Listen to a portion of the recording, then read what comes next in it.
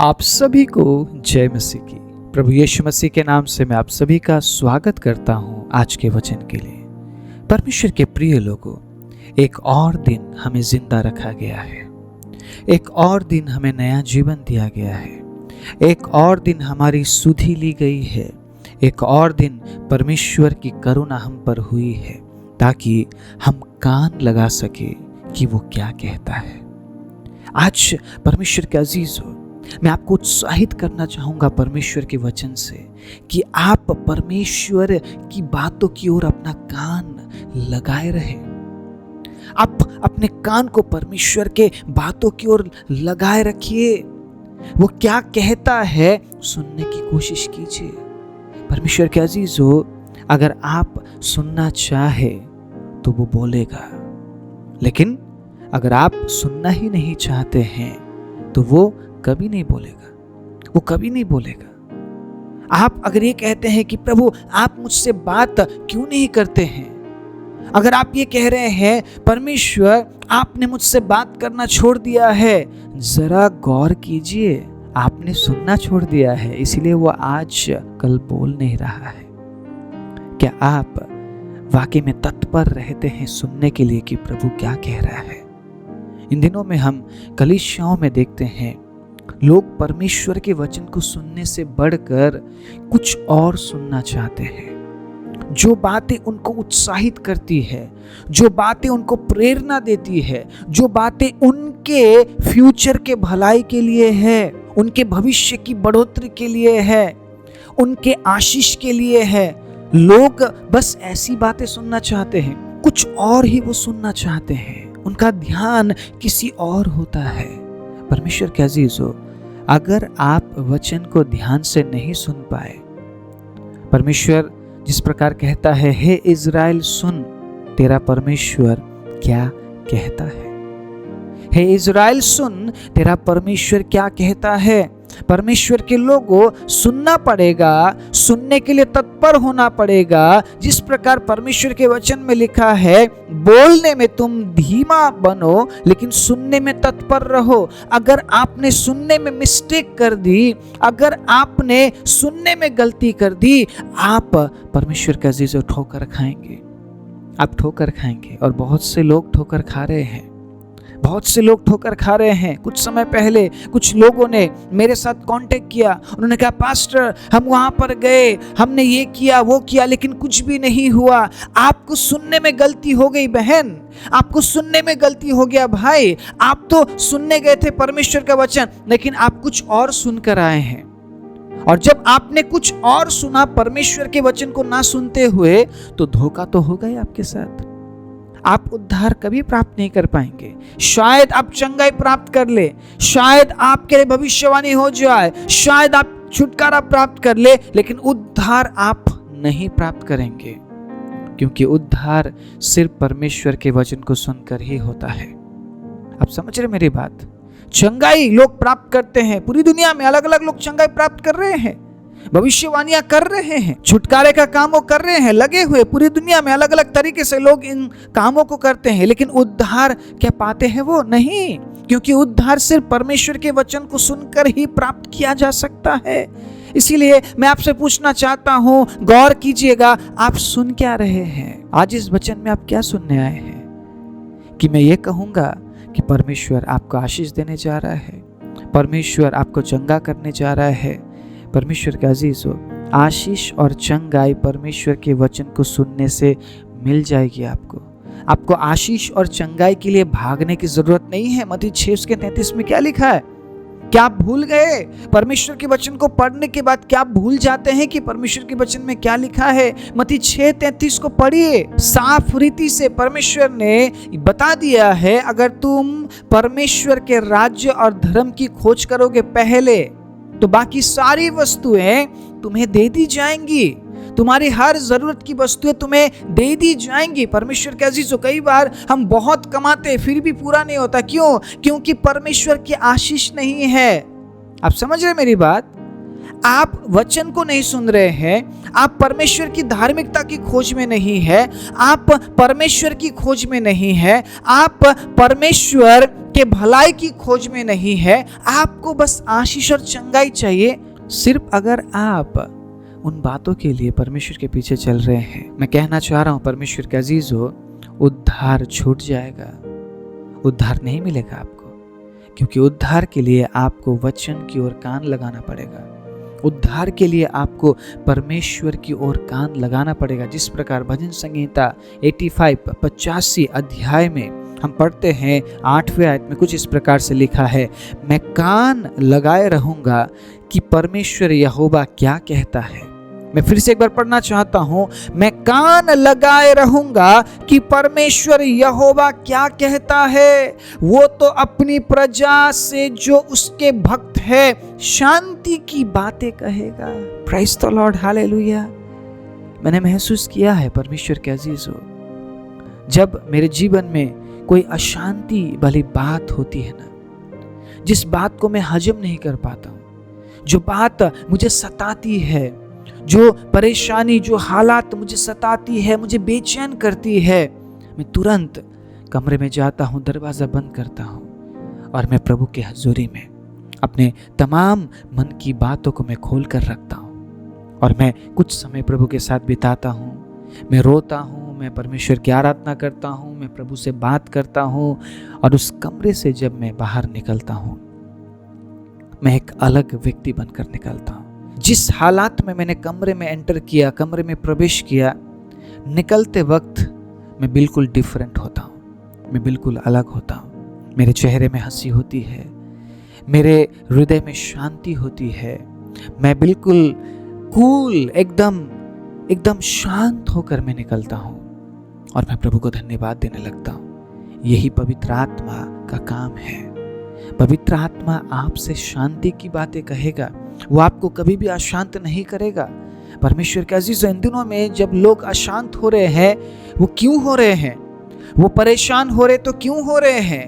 वो इधर से उधर भटक रहे हैं तो क्यों भटक रहे हैं? कभी इस चर्च में जा रहे हैं, कभी उस चर्च में जा रहे हैं, क्यों भटक रहे हैं? क्योंकि वो कुछ और सुन रहे हैं, वो परमेश्वर के वचन को नहीं सुन रहे हैं, वो परमेश्वर की ओर कान नहीं लगा रहे हैं, वो किसी और बात को सुनना चाहते हैं, वो कुछ और सुनना चाहते हैं, वो भविष्यवाणियों को सुनना चाहते हैं कि उनके भविष्य में क्या होगा। वो वर्तमान में परमेश्वर के साथ चलना नहीं चाहते हैं, वो वर्तमान में प्रभु के वचन को सुनना नहीं चाहते हैं, वर्तमान में प्रभु जो कह रहा है उस पर वो ध्यान नहीं करना चाहते। जिस प्रकार आदम और हव्वा को शैतान ने भड़काया, शैतान ने आदम और हव्वा को छल किया, परमेश्वर के अजीजों, ये कहते हुए कि तुम परमेश्वर के समान बन जाओगे। उसने फ्यूचर की बात कर दी उनके सामने, जिस फ्यूचर को आदम और हव्वा ने कभी देखा ही नहीं था, जिस फ्यूचर के बारे में वो कभी नहीं सोचते थे, जिस भविष्य के बारे में वो कभी नहीं सोचते थे, क्योंकि वो परमेश्वर की महिमा में थे, उन्हें किसी भविष्य की चिंता नहीं थी,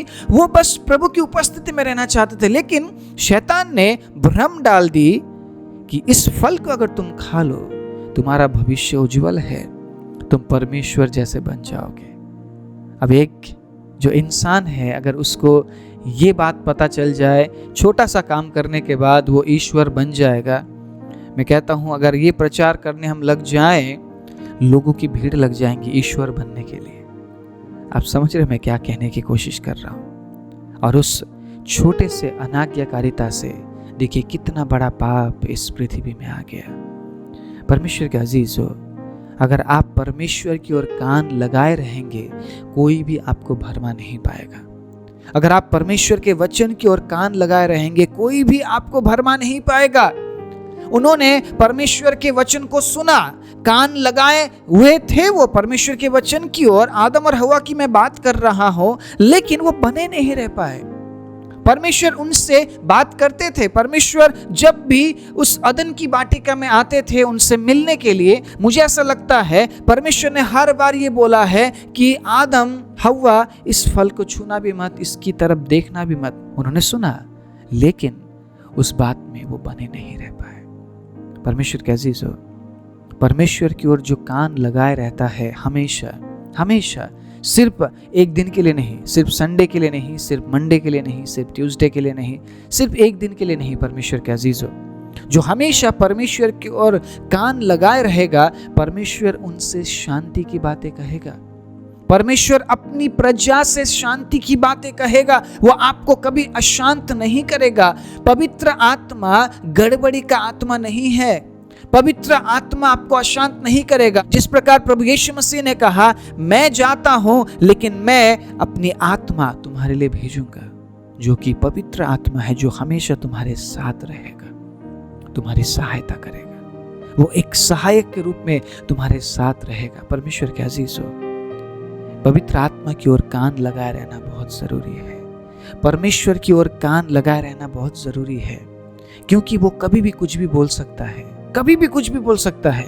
आपको सुनने के लिए तत्पर रहना पड़ेगा। शामुएल की तरह आपको सुनना पड़ेगा। परमेश्वर के अजीजो यिर्मयाह की तरह आपको सुनना पड़ेगा। परमेश्वर के अजीजो योना की तरह आपको सुनना पड़ेगा। परमेश्वर के अजीजो यशायाह की तरह। आपका कान बिल्कुल इस तरीके से आप बना लीजिए कि आप परमेश्वर की आवाज को सुनना चाहते हैं, वचन को सुनना चाहते हैं। शायद प्रभु डायरेक्ट आकर आपसे बात ना करे, वो अपने वचन से बात करेंगे। आज भी इस वक्त परमेश्वर आपसे बात कर रहे हैं। क्या आप सुन पा रहे हैं? जिसके कान हो वो सुन ले, आत्मा कलीसिया से क्या कह रहा है। आमीन। आपके कान है, आप सुन पा रहे हैं आत्मा आपसे क्या कह रहा है। परमेश्वर के अजीज हो, या आप बस वो सुनना चाहते हैं जो आपको अच्छा लगता है। उसे कहिए, प्रभु आज के बाद मैं वो नहीं सुनूंगा या मैं वो नहीं सुनूंगी जो मुझे अच्छा लगता है। आज के बाद मैं वो सुनूंगा या वो सुनूंगी जो आपको अच्छा लगता है। Praise the Lord.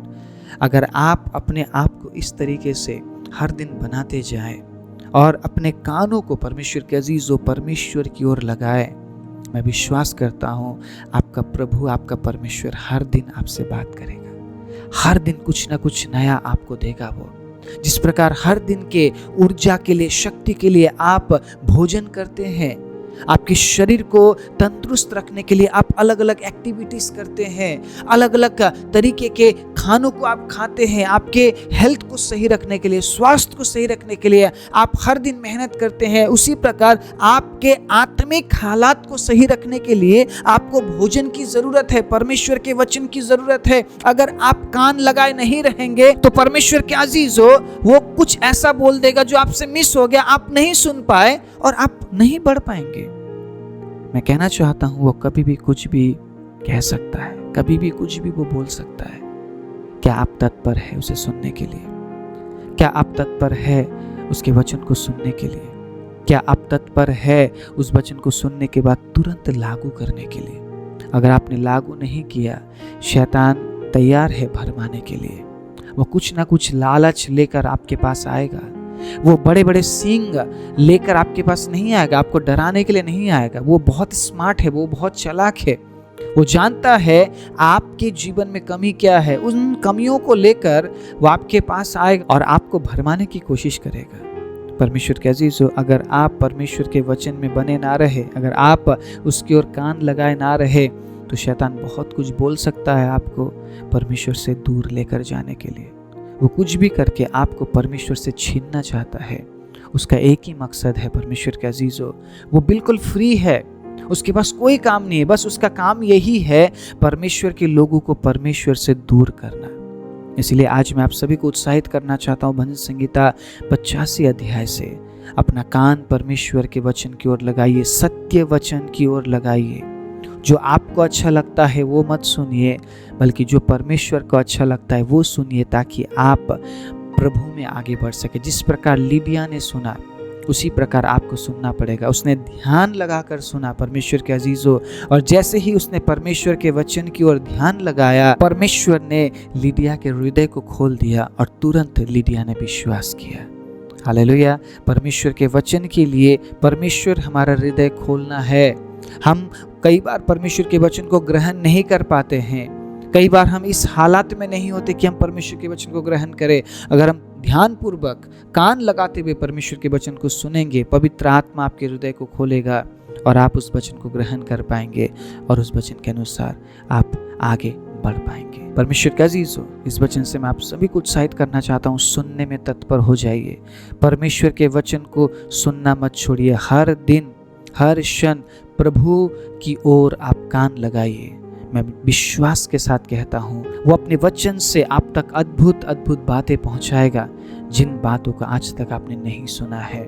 जिस प्रकार यिर्मयाह 33:3 में लिखा है, वो ऐसी बातें बताएगा जिन बातों को अभी तक हम नहीं जानते हैं। आइए अपनी आंखों को बंद करें। राजाओं के राजा, प्रभुओं के प्रभु, सर्वशक्तिमान जीवित दयालु परमेश्वर, हम धन्यवाद देते हैं एक और नए दिन के लिए। प्रभु हम धन्यवाद देते हैं एक और दिन आपने हमें जिंदा रखा, एक और दिन प्रभु आपने हमें सुरक्षित रखा और इस योग्य आपने हमें बनाया कि हम आपके वचन को सुनने वाले बन सके। पिता, आप सहायता कीजिए जितनों ने आज के वचन को सुना है प्रभु, वो हमेशा आपके वचन को सुनने के लिए तत्पर रहने पाए, ताकि प्रभु हर दिन आपसे नई नई बातों को प्राप्त करते हुए विश्वास के जीवन में वो आगे बढ़ सके। एक और दिन प्रभु मैं आपके बच्चों के जीवन में आपकी सुरक्षा की घोषणा करता हूँ। प्रभु मैं आपके छुटकारे की घोषणा करता हूँ, चंगाई की घोषणा करता हूँ, आशीष की घोषणा करता हूँ, बढ़ोतरी की घोषणा करता हूँ और साथ ही साथ आपकी उपस्थिति की घोषणा करते हुए इस प्रार्थना को प्रभु यीशु मसीह के नाम से मांगता हूँ। आमीन।